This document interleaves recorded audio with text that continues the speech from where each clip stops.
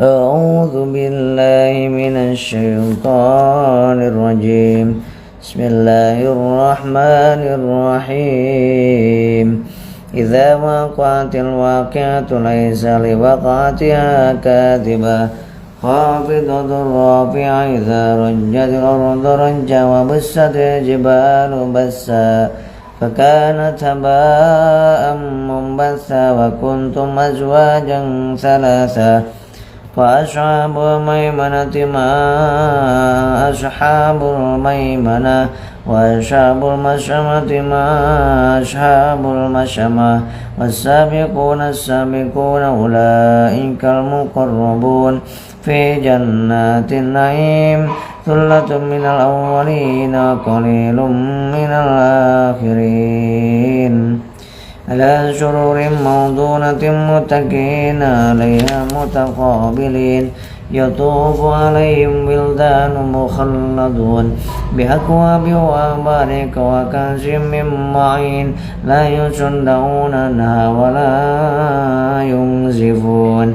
وفاكهة مما يتخيرون ولحم طير مما يشتهون وحور عين كأمثال اللؤلؤ المكنون جزاء بما كانوا يعملون لا يسمعون فيها لغوا ولا تأثيما إلا قيلا سلاما سلاما وأصحاب اليمين ما أصحاب اليمين في سدر مخضود وطلح ممدود وظل ممدود وماء مسكوب وفاكهة كثيرة لا مقطوعة ولا ممنوعة وفرش مرفوعة إنا أنشأناهن إنشاء فجعلناهن بكارا عربا أترابا لأصحاب اليمين ثلة من الأولين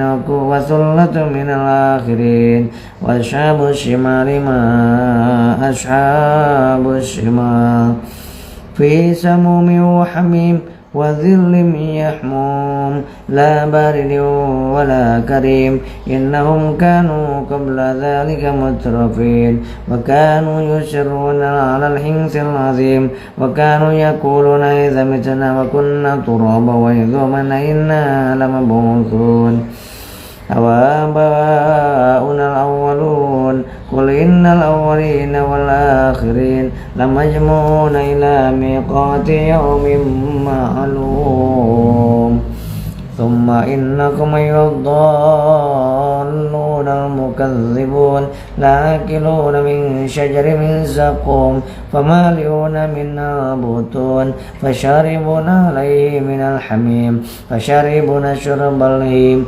هذا نزلهم يوم الدين نحن خلقناكم فلولا تصدقون أفرأيتم ما تمنون أأنتم تخلقونه أم نحن الخالقون نحن قدرنا بينكم الموت وما نحن بمسبوقين على أن نبدل أمثالكم وننشئكم فيما لا تعلمون ولقد علمتم النشأة الأولى فلولا تذكرون أفرأيتم ما تحرثون أأنتم تزرعونه أم نحن الزارعون لو نشاء لجعلناه طعما فظلتم تفكهون إنا لمغرمون بل نحن محرومون أفرأيتم الماء الذي تشربون أأنتم أنزلتموه من المزن أم نحن المنزلون لو نشاء جعلناه أجاجا فلولا تشكرون أفرأيتم النار التي تورون أأنتم أنشأتم شجرتها أم نحن المنشئون نحن جعلنا تذكرة ومتاعا للمقوين فسبح باسم ربك العظيم فلا أقسم بمواقع النجوم وإنه لقسم لو تعلمون عظيم إنه لقرآن كريم في كتاب مكنون لا يمسه إلا المطهرون تنزيل من رب العالمين أفبهذا الحديث أنتم مدهنون وتجعلون رزقكم أنكم تكذبون فلولا إذا بلغت الحلقوم وأنتم حينئذ تنظرون ونحن أقرب إليه منكم ولكن لا تبصرون فلولا إن كنتم غير مدينين ترجعونها إن كنتم صادقين فأما إن كان من المقربين فروح وريحان وجنة نعيم وأما إن كان من أصحاب اليمين فسلام لك من أصحاب اليمين وأما إن كان من المكذبين الضالين فنزل من حميم وتسلية جحيم إن هذا لهو حق اليقين فسبح باسم ربك العظيم صدق الله العظيم. Mudah-mudahan bacaan Al-Waqiah ini membuat kita semakin diridhoi Allah Subhanahu wa taala. Siapa yang membaca mendawamkan surat Al-Waqiah, maka akan diberikan karunia dari Allah dan dihindarkan dari kemiskinan dan kefakiran, dan akan mendapatkan rezeki daripada arah yang tidak disangka-sangka, dan akan dimudahkan dalam masalah urusan ikhtiar kita. Semoga Allah Subhanahu wa taala memberikan kepada kita kedawaman membaca surat Waqiah. Sebaiknya baca Al-Waqiah itu sesudah maghrib ataupun sesudah sholat subuh atau sesudah sholat duha, insyaallah. Minta rezeki kepada Allah. Rezeki itu umur, rezeki sehat, rezeki anak yang soleh, rezeki kemudian pasangan yang baik, rezeki bisa tidur, rezeki. Banyak sekali rezeki yang bukan cuma uang saja, tetapi persahabatan, persaudaraan juga rezeki. Alhamdulillah. Sahabatku yang dimuliakan Allah Subhanahu wa taala, assalamualaikum warahmatullahi wabarakatuh. Bismillahirrahmanirrahim. Wala haula wala quwata illa billahil aliyyil azim. Sahabatku, bersyukur terus kepada Allah Subhanahu wa taala karena kita sudah pagi sampai malam ini, Masya Allah. Begitu cepatnya waktu berlalu. Luar biasa. Baru tadi pagi kita bangun. Sekarang sudah maghrib. Masya Allah. Luar biasa. Kalau dihitung-hitung dari pagi, bangun pagi sampai sekarang, dosa makin banyak. Kemudian kebaikan tidak bertambah, rugi kayaknya ya. Mudah-mudahan apa yang kita lakukan dari pagi sampai saat ini dinilai oleh Allah Subhanahu wa taala sebagai bekal pahala di hadapan Allah Subhanahu wa taala. Karena sangat rugi andai kata kita habiskan waktu kita seharian ini hanya untuk menumpuk-numpuk dosa dan menambah-nambah maksiat dan tidak mendapatkan pahala dari Allah Subhanahu wa taala. Allahu Akbar. Persaudaraan itu adalah kemuliaan. Mencari sahabat, mencari saudara, kemudian mencari ilmu, menambah ilmu kita, menambah keimanan kita. Dimanapun, lewat apapun yang membuat iman kita tambah, maka insya Allah itu adalah kemuliaan dan bisa menjadi bekal kita untuk kehidupan yang sesungguhnya, kehidupan yang hakiki. Allahu Akbar, la ilaha illa anta subhanaka inni kuntu minadz zalimin. Wala haula wala quwata illa billahil aliyyil azim. Sholawat semoga tercurah limpahkan kepada Habibana wa Nabiyana Muhammad sallallahu alaihi wasallam. Saya berjumpa dengan banyak orang-orang yang per bulannya dapat ratusan juta, miliaran, bahkan triliunan.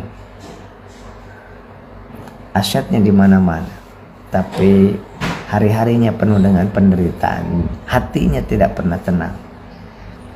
Apa sebab? Bisa jadi hatinya terlalu banyak, terlalu terisi dengan dunia, kemudian pikirannya terlalu terisi dengan cinta dunia, sehingga melalaikan Allah yang maha dekat, yang maha memberi rezeki. Lupa sholat, lupa zikir, lupa baca Al-Quran, lupa bersolawat. Maka mari kita sama-sama. Kita mungkin tidak diberi banyak uang, tetapi semoga Allah berikan kita kekayaan hati. Orang yang kaya hatinya akan selalu merasakan nyaman, indah, tenang. Diberikan banyak rezeki, makin tenang. Diberikan sedikit rezeki, tetap tenang. Dan terus ikhtiar dan berdoa, dan selalu berbaik sangka kepada Allah Subhanahu wa Ta'ala. Tapi orang yang jauh dari Allah, hatinya terlalu dikuasai nafsu, maka ketika kurang uang, dia putus asa dari ikhtiar dan putus asa dari berdoa kepada Allah, dan menempuh jalan yang jelek, mencurangi orang, mendustai orang, mengambil hak orang lain, tidak mulia. Kemudian ketika diberikan rezeki yang lebih, harta yang cukup, bukan semakin dekat sama Allah, bukan semakin tersungkur dalam syukur kepada Allah Subhanahu wa Ta'ala, tapi tenggelam dalam kesombongan, tenggelam dalam kedurhakaan, tenggelam dalam kepongahan, kelalaian, lalai ke Allah, lalai bahwa akan menemui perjumpaan dengan Allah Subhanahu wa Ta'ala, dan tidak menghargai lagi manusia yang lainnya, menganggap dirinya paling luar biasa, paling hebat, paling cerdas. Itu sesungguhnya kecelakaan yang teramat jelas ketika diri kita merasa paling hebat, paling banyak pahalanya, paling banyak ibadahnya, dan meremehkan orang lain. Dan yang luar biasanya, merasa bangga dengan harta. Aduh, itu merasa bangga dengan banyaknya aset. Itu kehinaan yang sejati. Merasa bangga dengan jabatan, itu kehinaan yang sejati. Merasa bangga dengan ketampanan, merasa bangga dengan mobil yang digunakan, dengan rumah yang ditempatinya, itu kehinaan yang sesungguhnya. Allahu Akbar. Mudah-mudahan kita termasuk orang-orang yang tawadu, senang bersaudara, senang bersahabat. Mari kita sholawat kepada baginda yang mulia. Allahumma sholli ala Muhammad, ya Rabbi sholli alaihi wasallim. Allahumma sholli ala Muhammad, ya Rabbi sholli alaihi wasallim. Rabbi fanfa'na bibarakatihim wa dinal husna bihurmatihim. Rabbi fanfa'na bibarakatihim wa dinal husna bihurmatihim. Allahumma sholli ala Muhammad, ya Rabbi Rabbi salli alaihi wasallim. Allahumma salli ala Muhammad. Ya Rabbi salli alaihi wasallim. Rabbi fanfa'na bibarakatihim wa dinal husna bihurmatihim. Rabbi fanfa'na bibarakatihim wa dinal husna bihurmatihim. Allahumma sholli wa sallim wa barik ala habibina wa maulana Muhammadin sallallahu alaihi wasallam. Sahabat yang dimuliakan Allah Subhanahu wa taala, ada dua keadaan saat kiamat nanti, kata Rasulullah sallallahu alaihi wasallam. Kondisi manusia yang pertama adalah di mana manusia itu, hamba Allah tersebut, datang kepada Allah Subhanahu wa taala membawa amal kebaikannya, membawa pahala yang banyak, pahala sholatnya, pahala sedekahnya, pahala haji umrohnya, pahala membangun masjidnya, pahala sholat malamnya, puasanya, zakatnya, bawa banyak, sampai membawa pahalanya diumpamakan oleh baginda Rasulullah sebesar gunung Tihamah. Gunung Tihamah itu gunung yang paling besar di Jazirah Arab. Membawa pahala sebesar gunung Tihamah, saking banyaknya pahala yang dibawa oleh hamba tersebut. Namun Allah Subhanahu wa taala menghancurkan pahala tersebut berkeping-keping, seperti percikan dari debu-debu yang bertaburan, hancur lebur pahala yang segede gunung tersebut. Wih, kenapa bisa demikian, sahabatku? Kata Rasulullah SAW, karena Allah menyampaikan, kamu dulu memang sholat, tetapi sholatmu bukan karena aku, kata Allah, tapi karena ingin dinilai oleh manusia orang yang soleh. Kamu sudah didapatkan di dunia pujian manusia, maka tidak ada pahala bagimu sekarang. Hilang pahala sholatnya, berkeping-keping, jadi debu. Tapi saya puasa, ya Allah. Puasa kamu cuma puasa jasad saja. Puasa kamu hanya ingin dinilai oleh manusia berpuasa, pura-pura puasa, padahal kamu tidak puasa. Udah didapatkan kamu pujian kamu di dunia. Tapi saya jihad, ya Allah, syahid di medan perang, membela agamamu. Tidak, kamu syahid, aku yang tahu. Niat kamu bukan karena ingin dinilai oleh aku, tapi ingin dinilai oleh manusia sebagai orang yang soleh, yang taat kepada aku, kata Allah. Sesungguhnya kamu ingin dinilai oleh manusia, tidak ikhlas kamu. Akhirnya berkeping-keping jadi debu. Tapi saya sedekah, tapi saya ahli jariah, ahli wakaf, ahli ibadah. Kemudian saya pun, ya Allah, umroh dan haji. Apa? Kamu haji umroh karena ingin dinilai haji aja, ingin dipanggil haji saja, bukan karena aku. Kamu, aku yang paling tahu. Akhirnya berkeping-kepinglah menjadi debu, pahala yang banyak sebesar gunung Tihamah. Maka inilah yang membuat kita, yuk mari sama-sama luruskan hati kita, niat kita. Apapun yang kita lakukan hanya ingin dinilai, dihargai dan dibalas hanya oleh Allah semata-mata, titik. Supaya apapun yang kita lakukan menjadi nilai di sisi Allah. Karena nanti tidak ada tetangga lagi di sana, tidak ada suami, tidak ada istri lagi, tidak ada anak, tidak ada siapa-siapa, hanya ada kita dan Allah sendirian. Subhanallah. Kemudian kondisi yang kedua, kata Allah, kata Rasulullah SAW, di hari kiamat nanti, kondisi di mana manusia tersebut membawa pahala sholatnya, puasanya, pahala sedekah, pahala infaknya, pahala zakatnya, pahalanya luar biasa. Ikhlasnya luar biasa.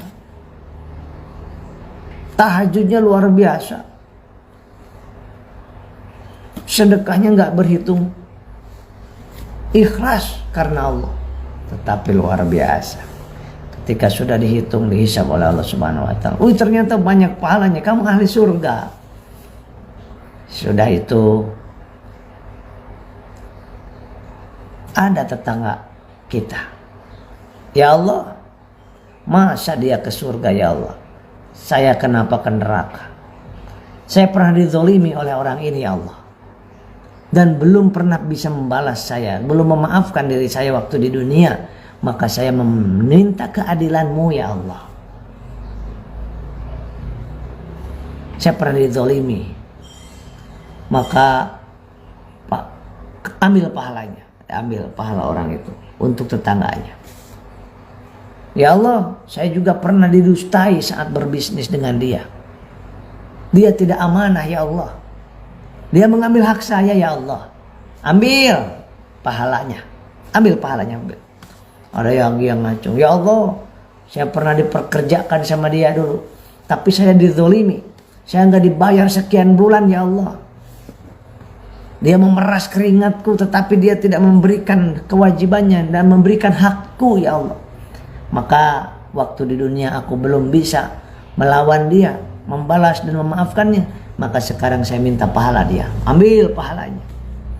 Kemudian anak kita juga. Ya Allah, saya anaknya dia ya Allah. Saya pernah waktu di dunia pernah dipukul yang hanya salah sedikit. Dipukul, tidak diajak kepadamu ya Allah, tidak dikenalkan kepadamu. Istrinya, anaknya, ngacung semuanya. Kemudian ada lagi yang suaminya ngacung. Ya Allah, saya dilukai oleh istriku yang ini ya Allah. Dulu menginjak-injak harga diriku. Ambil pahalanya. Kata, kalau misalkan kita sebagai istrinya, ya Allah, saya sebagai istri dihianati oleh suami dan belum memaafkannya. Kemudian dilukai hatiku, belum memaafkannya. Dizolimi diriku, belum memaafkannya diriku. Dan belum bisa membalasnya waktu itu. Ambil pahalanya. Datang mertuanya. Ya Allah, saya mertua. Itu menantu saya ya Allah. Dulu waktu di dunia dulu dia pernah menyakiti hatiku, menyayat-nyayat hatiku. Dan belum aku bisa memaafkannya waktu di dunia. Minta keadilan-Mu ya Allah. Diambil pahalanya. Terus sampai habis pahalanya. Begitu pahalanya habis, maka masih ada yang ngantri. Siapa yang ngantri? Mungkin sahabatnya, mungkin temannya, mungkin saudara. Ya Allah, saya sebagai saudara dia ya Allah. Gak pernah dia peduli kepadaku. Dia sibuk aja dengan bisnisnya. Dia sibuk aja dengan urusannya. Dia tidak mempedulikan diriku sebagai saudaranya. Dia tidak mempedulikan aku sebagai sahabatnya. Maka dari itu aku minta keadilan-Mu ya Allah. Tolong aku. Ambil pahala. Pahalanya sudah habis ya Allah. Ya udah, dosa kamu kasih ke dia. Dosanya udah habis ke dia. Ya Allah, dia itu hakim ya Allah. Dulu memutuskan di dunia dengan penuh kecurangan. Yang benar disalahkan, yang salah dibenarkan. Dan aku yang salah satunya yang dizalimi oleh dia ya Allah. Sekarang saya minta keadilan-Mu. Waktu di dunia tidak ada keadilan ya Allah bagi hamba. Maka minta keadilan. Baik, ambil pahalanya. Udah habis ya Allah pahalanya. Ya udah, dosa kamu kasih ke dia. Nah, satu lagi, ya Allah, saya pernah, dia dulu hutang kepada saya. Dia berhutang kepada saya. Hutang uang, hutang budi, hutang apapun. Berhutang kepada saya. Kemudian waktu di dunia saya belum mengikhlaskan. Saya belum meridhokan. Kemudian keburu mati. Dan sekarang saya minta bayarannya ya Allah. Pahala dia sudah habis ya Allah. Saya punya dosa. Kasih dosanya. Dosanya diambil. Sehingga hamba Allah yang banyak begitu pahalanya, ikhlas luar biasa, tetapi banyak menyakiti orang di dunianya, banyak mengambil hak orang lain, banyak korupsinya, banyak luar biasanya menzalimi orang, mengkhianati orang, maka akan menjadi orang yang muflis, yaitu orang yang bangkrut. Kata Rasulullah, siapa yang bangkrut itu? Orang yang bangkrut di akhirat nanti, orang yang membawa pahala yang banyak, tetapi saking banyaknya orang yang dizalimi di dunia, yang disakiti, istrinya disakiti, suaminya disakiti, anaknya disakiti, mertuanya disakiti, menantunya disakiti, teman bisnisnya disakiti, dikhianati, didustai, dilukai, dicurangi. Masya Allah, sehingga pahala yang banyak itu berganti menjadi dosa yang banyak yang ditanggungnya. Yang harusnya masuk ke surga, ternyata merosot lagi masuk ke neraka. Nauzubillah, subhanallah. Ini pelajaran bagi kita dari baginda yang mulia Rasulullah SAW. Sehingga kita mari sama-sama, mumpung masih ada waktu, kita perbaiki hablum minallah dan hablum minanas. Tidak akan diterima sama Allah. Walaupun baik kita sholat tahajudnya beratus-ratus rakaat, beribu-ribu rakaat, haji dan umrohnya berpuluh kali bolak-balik, sedekahnya dahsyat luar biasa, tetapi kalau kita kepada sesama manusianya hablum minanasnya tidak baik, ya, akhlak kepada tetangga nggak baik, kepada istri, kepada anak, kepada orang tua tidak baik, kepada teman bisnis nggak baik, kepada saudara nggak baik, silaturahminya tidak dijaga, malah nyari-nyari permusuhan, itu tidak diterima hablum minallahnya. Sholatnya tidak ada diterima sama Allah. Begitupun sebaliknya, hablum minannasnya bagus, berbuat baik kepada sesama, kemudian dermawan, wah sedekahnya luar biasa, pedulinya luar biasa kepada sesama, tapi hablum minallahnya, sholatnya dilalaikan, zikirnya tidak suka lupa, ngejar-ngejar dunia doang, sehingga itu pun sama, tidak ada nilainya di sisi Allah Subhanahu wa taala. Jadi hablum minallah, hablum minannas. Siapa yang saling menyayangi, siapa yang sayangi, kata Allah Subhanahu wa taala, sayangi apa yang ada di bumi, maka para penduduk langit akan menyayangimu. Kalau ingin disayang Allah, sayangi sesama manusia, peduli kepada sesama manusia. Jangan membenci kepada orang yang belum sholat, kita rangkul. Yang masih bertato, kita rangkul, kasih tahu.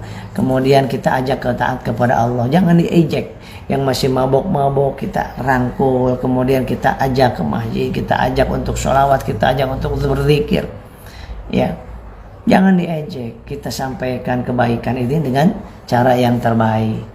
Kemudian kalau suami kita gimana nggak mau sholat, udah ingatkan saja, mau sholat atau tidak urusan Allah, yang penting doakan dan ingatkan, doakan serta berikan contoh, udah beres. Gimana istri kita membangkang, kemudian ini udah ingatkan, doakan, beri contoh, itu saja. Gimana anak kita nggak usah stres mikirin anak, udah ajak, doakan, kasih contoh, udah itu saja sahabat. Tugas kita cuman itu, tugas Nabi pun cuman 3 ini. Gak ada tugas Nabi untuk merubah orang, gak ada. Gak ada, apalagi kita manusia yang lemah, ustadz bukan, ulama bukan, anak Nabi bukan, cucu Nabi bukan, Nabi bukan, Rasul bukan, wali bukan. Wali murid iya kali ya. Nah kita gak diwajibkan untuk merubah orang lain. Tidak diwajibkan untuk memberikan hidayah. Yang memberikan hidayah hanya Allah Azza wa Jalla. Tugas kita mengingatkan, mendoakan, memberikan contoh. Udah itu saja. Itu saja. Sahabatku yang dimuliakan Allah Subhanahu wa taala, kita semuanya adalah hamba Allah. Kita semuanya akan kembali kepada Allah dan sedang diurus oleh Allah dan tadinya juga dari Allah. Dan semua yang ada ini adalah dititipi oleh Allah untuk kita gunakan sesuai yang Allah sukai. Mata, telinga, tangan, kaki, handphone, motor, mobil, rumah, bisnis, semuanya dititipin sama Allah, yang Allah akan minta. Nah, akan ditanya nanti, selama engkau dititipin mata dipakai apa saja hambaku? Selama engkau dititipin telinga dipakai apa saja hambaku telinga itu? Selama kau dititipin tangan dan kaki, itu engkau digunakan untuk apa saja hambaku? Otak aku titipkan kepadamu, aku pinjamkan otak kepadamu, dititipkan untuk apa saja selama puluhan tahun di dunia. Hambaku lebih banyak memikirkan aku kata Allah atau lebih banyak memikirkan hal yang lain. Itu motor, mobil, rumah dititipkan, titipan aku itu wahai hambaku, dipakai apa saja itu motor, mobil, rumah dan perusahaan kamu itu. Kan diminta sama Allah, uang itu aku titipkan kepadamu, terus kamu pakai untuk apa saja dan dari mana kau dapatkan uang itu, dari haramkah, dari halalkah, dari subhatkah, dan digunakan untuk apa itu uang itu, hartamu itu. Allahu Akbar. Sahabatku yang dimuliakan Allah Subhanahu wa taala, mari kita mudah-mudahan kita istiqomah saling menasihati seperti ini. Kalau manfaat bagikan, bisa jadi membagikan video ini kita mendapatkan pahala yang tidak disangka-sangka saat nanti di yaumil mahsyar, saat bertemu dengan Allah. Ternyata yang Anda sharekan itu ribuan orang bisa mengingat Allah, berubah lebih baik wasilah video ini yang Anda sharekan. Barakallah. Mudah-mudahan bermanfaat, lahir dan batin disehatkan, dilindungi dan dipanjangkan umur kita dalam taat dan penuh manfaat dalam persaudaraan. Assalamualaikum warahmatullahi wabarakatuh. Terima kasih kepada sahabat-sahabat yang sudah hadir, ya, Ibu Haji Haryuti, Ibu Yulia, ya, Ibu Bu Karizma, Ibu Sudarni, Ibu Indra, Bu Kotrunada, Ibu Tuti, Pak Elvis, Masya Allah, Mom Gladys, kemudian Ibu Indi Rahayu, Bu Mary, Bu Mariati, Ibu Iin, Bu Wita, Pak Ustadz Herman, Pak Edi, Bu Susi, Bu Suyana, Bu Utari, Bu Tarmini, Bu Yuyun, kemudian Bu Ana, Bu Sri, Bu Nay Yunisa, Bu Asi, Bu Daisri, Bu Linda Wati, Bu Bunda Chandra, Pak Ibnu, Ibu Novi, Bu Dewi Rere, Bu Nevi, Pak Wilson, Ibu Khairun Nisa, dan semua yang menyimak video ini. Saya doakan mudah-mudahan diberkahi hidupnya, dimuliakan lahir batinnya, diharmoniskan rumah tangganya, dikuatkan iman Islamnya, dan menjadi ahli surganya Allah Subhanahu wa taala, dilunaskan hutang-hutangnya dan disampaikan ke Baitullah. Amin ya Allah ya Rabbal alamin. Sekali lagi assalamualaikum warahmatullahi wabarakatuh.